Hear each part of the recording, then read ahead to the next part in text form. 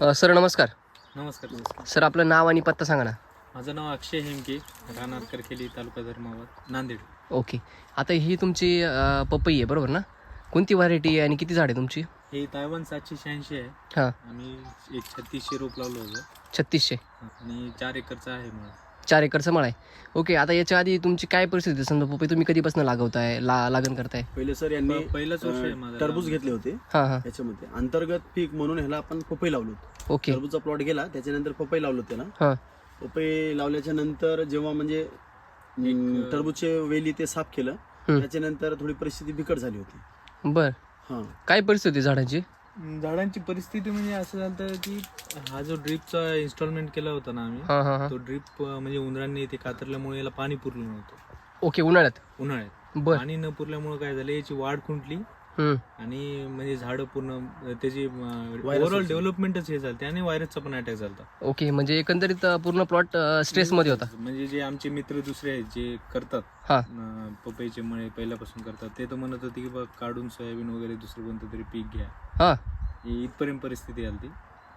मग असंच एका दिवशी सरांशी चर्चा केली तुम्ही की बाबा सर मला वाटतं की काढूनच दुसरं सीझन घ्यावं असं चाललं होतं. तर सर म्हणले की तुला मी एक कॉम्बिनेशन देतो, हां.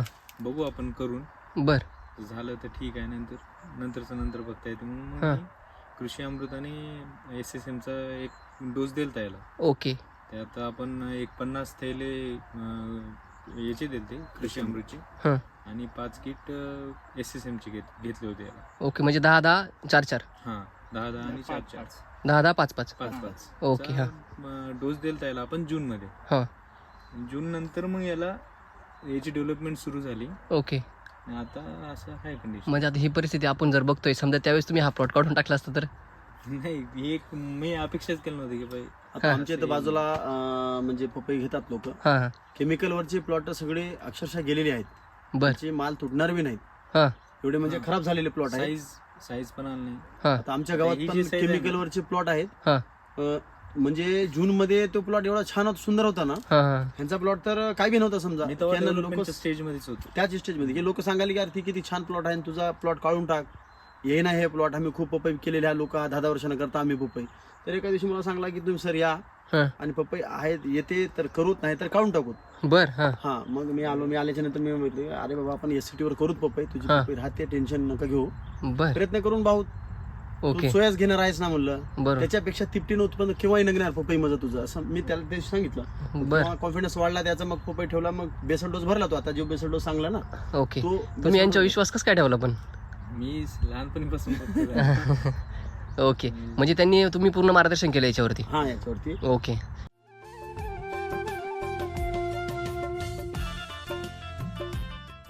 काय परिस्थिती होती पहिले समजा झाडं जर काय म्हणजे हाईट वगैरे कशी होती काय होती थोडंसं? हाईट म्हणजे तुम्हाला एक झाड दाखवतो याच्यात राहून गेलो. हां. म्हणजे हे पुढे झाडं अशी बारकी झाड दिसतात अशी? हे काहीच नाही सर याची तरी डेव्हलपमेंट झाली, याला फळ लागले. हां. ऍक्च्युली पुढे ही झाडं दिसतात ही अशी झाड होती बारकी? हा, ते जे झाड आहे ना हां. त्या पद्धतीत सगळंच प्लॉट होता हा. बर. हां 100% प्लॉट असा होता. हां हां हां. त्यात आपण आता त्याला रिकव्हर करून या परिस्थितीमध्ये आणलं. ओके. म्हणजे एकंदरीत तुमचा प्लॉट बऱ्यापैकी रिकव्हर झालाय बरोबर ना? बऱ्यापैकी नाही सर, खूप रिकव्हर झाला बऱ्यापैकी म्हणता येणार नाही. आजच्या घडीला सगळ्यांचे प्लॉट चालले. 70% प्लॉट मध्ये अशी परिस्थिती. हां. आता टोटल झाडं किती सांगितले तुम्ही? 3600. आता त्यातले आज तागायत सगळे असे फळावरती झाडं किती तुमची? 2500च्या वर असते. 2500 प्लस. ओके. आता जर आपण झाडावरती माल जर बघितला सर या झाडाला माझ्या हिशोबानं हां 70 ते 80 किलोचं माल असेल. 70 ते 80 किलो अशी झाडं आपल्याला प्लॉटमध्ये 700 ते 800 झाडं भेटतील सर. अशी? ऑल ओव्हर सगळ्यांचा हिशोब जर पाहिलं तर 40-50 किलो तर रेडी मधला माल भेटल. ओके. ते हिवाळ्यामधला पुन्हा माल वरचे जे सेटिंग चालू आहे हां हां त्याचा हिशोब आपण धरणार चाललो सर, कारण बरोबर. त्याचा हिशोब आहे. आज इथून खाली. जे आपल्याला इथे जे माल तयार आहे हा, त्याचे हा. आपल्याला पैसे होणार. पुन्हा तर उन्हाळ्यामध्ये मार्केट पडणं, कारण बरोबर. खूप रेट कमी राहतात. हम्म. तर हिवाळ्यामध्ये जेवढा माल जातो आपला हां हां हां. त्याचेच पैसे होतात. एवढं बी धरलं माल तर 100 टन माल आरामशीर मिळते सर. बरोबर. 100 टन 100 टन समजा एका झाडावर आपण जर 40 किलो धरा. एका झाडावर 40 किलो धरलं 40 हा. किलो तर 2500 गुणिले 40 म्हणलं तर 100 आपण टन माल आपल्याला एवढ्या 1100 plot झाडं मध्ये सोडायलो सर. हा. 1100 झाडं बादच समजायलो तरी बी? प्लॉट मधले. हा फक्त 2500 झाडं धरायलो हा. आणि एका झाडाला त्याच्यामध्ये आपण ऑल ओव्हर ऍव्हरेज मध्ये 40 किलो माल धरायलो. ओके. तरी पण आपण आता समजा याच्यामध्ये पपई बघा, एक एक पपई अशी 2.5-3 किलोची आहे सर. बरोबर, म्हणजे वजन ह्या जर झाडाला पपई माझ्या हिशोबानं हा कमीत कमी 80-90 पपई आहे सर. 80-90 पपई. 100% बरोबर, सर. हे बरोबर. बघा. तर असे 700-800 आहेत. 100 टनच्या वरी होणार, पण चला ठीक आहे 100 टन धरू ना. 100 टन धरला. हा, आता रेट चालू आहे आता रेट वाढले सर. आता 14 रुपयाने आम्हाला मागलेत. बरोबर आहे, सचिन सरांनी सांगितलं मग सरांनी सांगले की आता तर नवरात्र आहे, 20 रुपये मागाले. 20 रुपये मागे लागले. हा आता समजा 100 टन आहे, आता समजा एक समजा किती, समजा 20 रुपये किलो आहे ना, हा. समजा एका टनाचे किती पैसे झाले तुमचे? एका टनाचे 20. 20,000 रुपये. बरोबर आहे, 20,000 ते झाले. आता समजा 100 टन आहे तुमचा. हा, ऑल ओव्हर ते रेट पुन्हा कमी होतील, जास्त होतील सर. ऍव्हरेज मध्ये आपण समजा तिला 14 रुपये ॲव्हरेज धरलं सर, हा, तरी आपले 14 लाख रुपये होतील सर. 14 लाख रुपये होणार. हा, सोयाबीनची पट्टी किती येणार होती अक्षय तुला? किती एकर सोयाबीन? त्याच्यामध्ये 700-800 ॲव्हरेज पडलाले सर. 700-800 म्हणल्यानं 4,000-5,000चे रेट. एक 2.5-3 लाखाची पट्टी. 2.5-3 लाखाची पट्टी झाली असती. 2.5 सर, 3 तर नाहीच यावर्षी. तीन तर नाही. एवढा पाऊस आहे ना सर, हा. म्हणजे एवढा पाऊस आहे यावर्षी आमचा ओला दुष्काळ जाहीर झाला सर. बरोबर. हा, आम्हाला तर नांदेड जिल्ह्याला निधी मंजूर पण झाला सर. हा, अक्षरशः असं म्हणजे सगळे वाहून गेलेले आहेत सगळे पाणी, भरपूर पाणी आहे. भरपूर पाणी. हम्म. फक्त एससीटी वरचे 4 प्लॉटच आमचे टिकलेले आहेत. हा, केमिकल वरचे गेले. हम्म. रेट तर अजून भरपूर भेटेल म्हणून व्यापारी सांगलेत. पंजाबचं मार्केट बंद आहे, दिल्लीचं मार्केट बंद आहे, हा. अजून कोणता मार्केट चालूच नाही झाला. पपई पंजाब आणि दिल्लीला चालते सर जास्त. बरोबर. हा, ते मार्केट चालू झाल्याच्या नंतर तर रेट अजून वाढणार आहेत.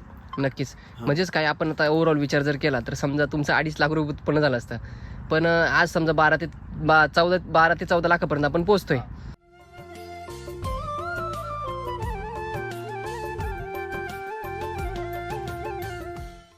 ओके, एकंदरीत तुमचा खर्च किती झाला असेल? 2-2.25 लाख रुपये. बरोबर आहे. मिनिमम समजा आपण जरी हे केलं, म्हणजे पार कडेलोट जरी तर धरला, आपले पैसे फक्त या 2.5-3 महिन्यामध्ये हे निघतील. हे बरोबर. 2.5-3 महिन्यामध्ये निघून जाते सर. बरोबर. ह्याच्यानंतर जे माल येणार आहे हा, ते कमी रेट मध्ये, म्हणजे 8 रुपये 9 रुपये किलो न चालणार ते केव्हा वर्षभरात. बरोबर, म्हणजे बरोबर. मार्च पर्यंत आपण मार्च एप्रिलला ही बाग काढून टाकतो. बरोबर. हा, तेव्हा ते पैसे वेगळे ना, 3-4 लाख तर ते बनणारच, ते खर्चामध्ये निघून जाते सर. हा, त्याचा निव्वळ नफा आता जे येणार आहे ते हे 2-3 महिन्यामध्ये हे निव्वळ नफाच आहे सर. बरोबर. पुन्हा ते खर्च निघून जाते सर वरच्या मालाचे. नक्कीच. काय की समजा जो गेलेला प्लॉट आहे हा, तो पूर्णपणे जिवंत झाला. हा. ओके, काय वाटतं एकंदरीत, समजा तुम्ही जे आज ट्रीटमेंट केली आहे त्या ट्रीटमेंटबद्दल तुम्हाला काय वाटतंय? ट्रीटमेंट फ्रँकली जर म्हणायचं तर ॲक्च्युली मी याचे जे राहतात प्रोडक्ट, हां यासाठी ऑर्गॅनिकचे वगैरे जे प्रोडक्ट आहेत त्यामुळे पहिला विश्वासच नव्हता, हां, खरं सांगतो. बर. पण ते आता गेले आणि सरकडे विश्वास ठेवून मी ते टाकलो, हां हां तर मला एवढं तर रिझल्ट समजले की जे लॉंग टर्म पीक आहेत हां, त्याच्यात रिझल्ट त्याचा नक्की चांगला आहे. नक्की चांगलं मिळतं. बरोबर आहे. म्हणजेच काय की समजा तुम्ही जे खतं औषध टाकले ते कशावर काम करतात? मातीच्या पोषणावर काम करतात. मातीचं पोषण जर झालं तर 100% तुमच्या पिकाचं काय होतं? पोषण होतं. बरोबर आहे की नाही? म्हणजेच काय की जे आपण काम करतोय ते काम कशावर होतं? आज केमिकलवरती किंवा बाकीचं जे आहे ते झाडावर काम केलं जातं किंवा वातावरणावर काम केलं जातं. त्याच्यामुळे काय होतं की खर्च जास्त होतो पण उत्पन्न काय होतं? कमी होतं. आणि मी असं वातावरण जर बिघडलं की वातावरण बिघडल्यामुळे काय होतं की रोगराई, किडी अटॅक होतं आणि मातीतून पाणी वाहिलं किंवा हे जर वाहिलं तर ते समस्या जास्त निर्माण होतात. पीक तग नाही धरत अशा वातावरणामध्ये. पण आता हा समजा वातावरणात समजा तुमच्याकडे पाऊस किती दिवसापासून आहे? 2 महिने कंटिन्यू प्रत्येक दिवशी पाऊस पडते सर. एक बी दिवस आणि खाडा नाही. सप्टेंबर पूर्ण पाण्यातच गेला कंटिन्युअसली पाणी, ते बी मोठे पाऊस. हां प्रत्येक पाण्याला होड आले सर, प्रत्येक पाण्याला. सगळीकडे. हां, आता कोणत्या शेतात असं बांध फुटलेलं नाही म्हणून नाही, सगळे लोक कदरून गेले. पहिले एक पाणी पडला, बांध फुटला की दुसऱ्या दिवशी त्या लाकडं लावून पराठ्या टाकून ते बांध बांधत होते लोक, किंवा आपली बरोबर. माती जाऊ नये म्हणून. हां, आता लोक कदरून गेले, हां. ते बांध कोणीच बंद केलं नाही. जाऊ द्या म्हणले, हे निसर्गाचं आहे म्हणले. आता त्याला काहीच करू काय शकत आपलं टिकणार नाही म्हणले. कोणीच बांधायला शेताला बी कामं बंद आहे सर. 2 महिन्यापासून फवारण्या नाही, काहीच नाही लोकांची.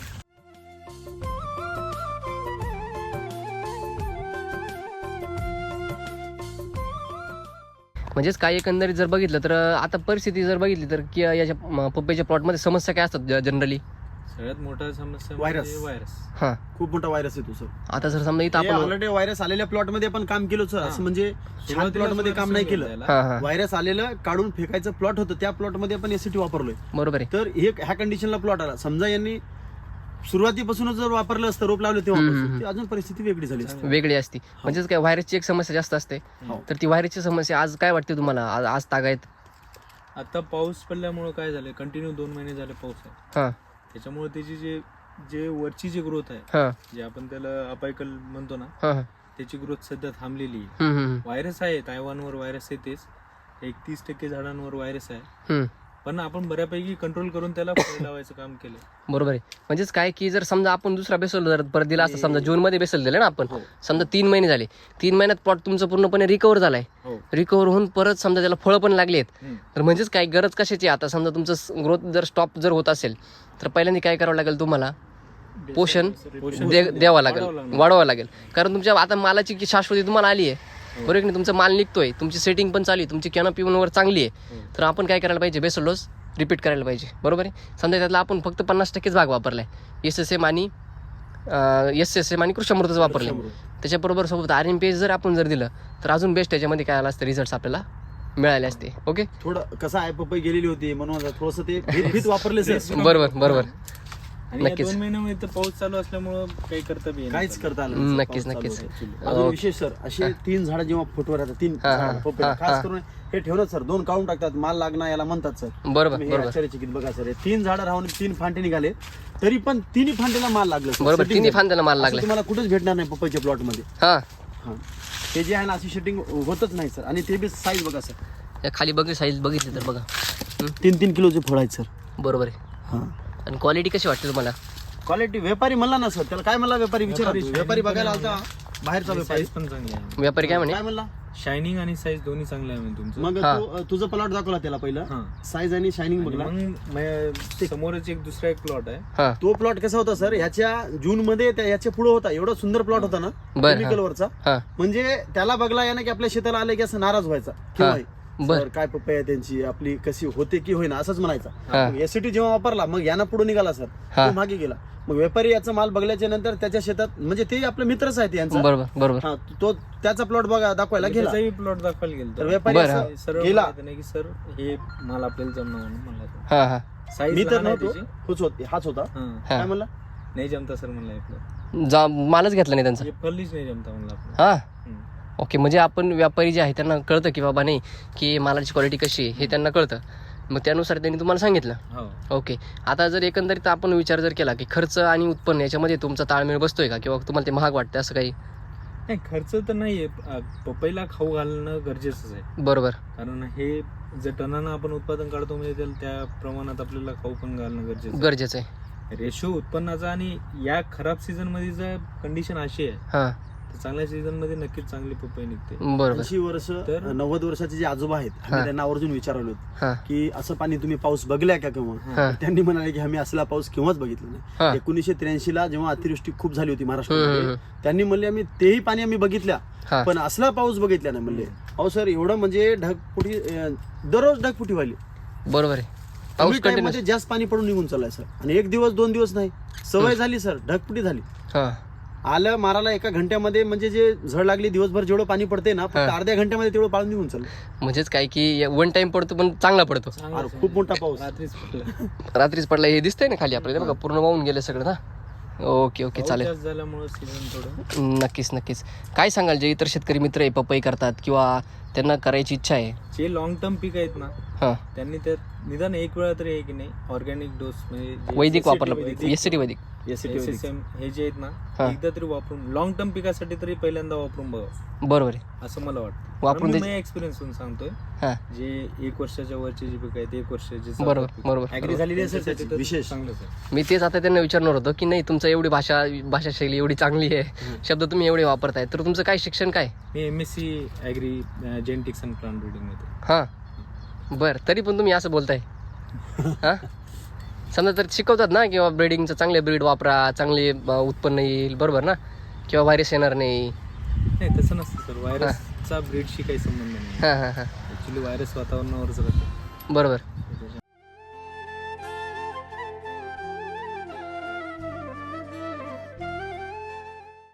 नक्कीच. म्हणजेच काही एकंदरीत आपण जर बघितलं की तुमचं शिक्षण झालंय त्याच्यामध्ये हो. आणि आज तुमचा अनुभव तुम्ही सांगताय, काय वाटतं एकंदरीत ते आपलं जे ॲग्रिकल्चरचं शिक्षण मिळतं आणि आत्ताचं जी रिअल परिस्थिती आहे? प्रॅक्टिकलमध्ये आणि थेरीमध्ये खूप मोठा फरक असतो ॲक्च्युली. जेव्हा फील्डवर उतरतो ना, हां, तर त्याचे चॅलेंजेस वेगळे असतात. बरोबर. जे एक पर्टिक्युलर शेड्यूलमध्ये जे हे त्यात नाही डिफरन्स नक्कीच. ओके, चालेल. चॅलेंज असतं त्याचे. नक्कीच, चालेल. Okay sir. काय सांगाल जे शेतकरी मित्र करतायत त्यांना काय अनुभव शेअर कराल तुम्ही? शेती चॅलेंजेस आहेत, हं, पण जर आपण केमिकल सोबत जर ऑर्गॅनिक खतांची जर जोड लावली, वैदिक खत. वैदिक खत हम्म. किंवा जे कृषी अमृत वगैरे आहेत ना, हां त्यांची जर जोड घेतली हां एक्सपिरियन्ससाठी काय ना सुरुवातीला, हां. तुम्हाला नक्कीच रिझल्ट भेटेल. ओके. आता केमिकल वापरण्याची पण गरज नाही, कारण वैदिक जर तुम्ही तंत्रज्ञान जर वापरलं तर केमिकल वापरायची सुद्धा गरज पडत तुम्हाला नाही. कारण कसं आहे की आज केमिकल वापरून आपल्याला समस्या निर्माण होतात, बरोबर आहे, समस्या येतातच त्याच्यामुळे. मग ते केमिकल का बरं वापरायचं, हां, ते पण आहे, एक मोठा प्रश्न आहे. बरोबर की नाही. कॉस्ट पण खूप वाढते आता असं. केमिकल खतांची. हे महत्त्वाचं आहे. म्हणजेच काय की एकंदरीत आपण जर 100% जर वापर केला तर त्याचे रिझल्ट पण आपल्याला तसे. म्हणला पुन्हा सर, हम्म. आपण स्वतःच SSM बोललो कृषी सर. अमृत वापरलं सर आणि हा. पूर्ण जर शेड्यूल वापरलं असतं तर मग आपली परिस्थिती खूप म्हणजे खूप जबरदस्त. चांगली राहिली असती सर म्हणला. ओके ओके ओके चालेल. तुम्हाला या भागामध्ये मार्गदर्शन कोण करता येतं? सादिक साहेब. Okay sir. सर नमस्कार. नमस्कार, सर आपलं नाव आणि पत्ता सांगा ना. माझं नाव मोहम्मद सादिक युसुफ खान, हम्म. राहणार करकेली, तालुका धर्माबाद, जिल्हा नांदेड. ओके माझी दुकान आहे सर समृद्धी ॲग्रो एजन्सी व माहिती केंद्र करकेली. ओके ओके धन्यवाद सर.